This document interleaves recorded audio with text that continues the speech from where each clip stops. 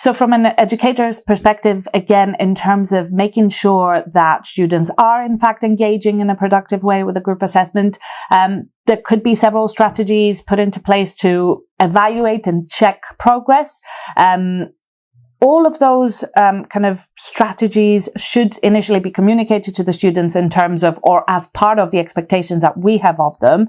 More often than not, there would be along the lines of having certain milestones across the progress where there is some sort of checking in process. Either the students report to you as the educator, or there is some sort of document or some sort of way that the tutor can check in on what point within the production of the final outcome the students are.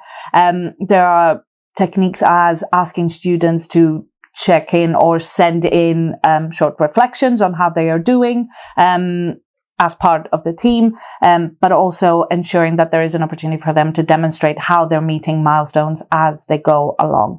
I would say this tends to work quite well where the process of working within a team is evaluating as well as the final product. So perhaps that is the most safeguarded approach to having effective group work.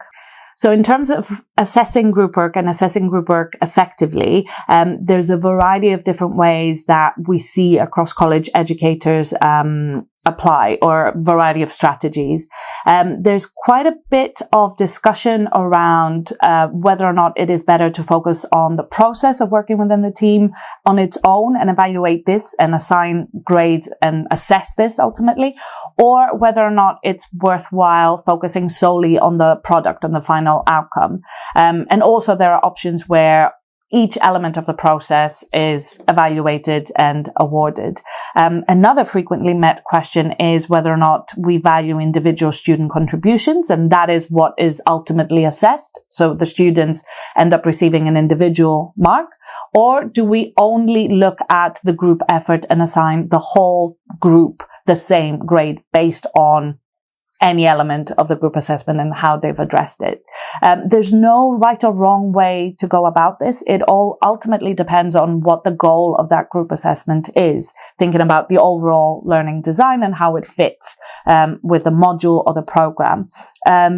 Frequently, or from a more kind of holistic educational perspective, I would say the evaluation or assessment of every aspect of the group work would be the preferential approach, where we, on the one hand, look at the process that takes place within the team members, how they form, how they meet the milestones, but also the final product. And that also allows the educator to allocate individual marks for individual contribution, but also an overall perspective as to how the team as a team have approached the task at hand. Peer assessment is a tool that also frequently features in group assignments. We see this regularly used across college. And again, it tends to be a sort of assessment type or grading type or evaluation type that is discussed or applied inconsistently, I would say. Peer assessment can be a very valuable tool because it allows students almost to take ownership of their role within the team. So they have this sense of accountability against themselves, but also in terms of how they work with their peers. They are very aware that they are being evaluated and they will receive feedback from their team members. So perhaps they feel an extra sense of responsibility in terms of how they function within the group or the team.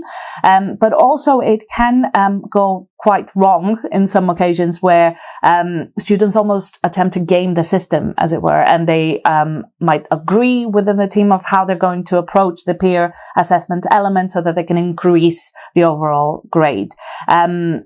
Fortunately, that doesn't necessarily seem to be something that happens too frequently. However, it is a concern that has featured a few times, at least from an educator's perspective.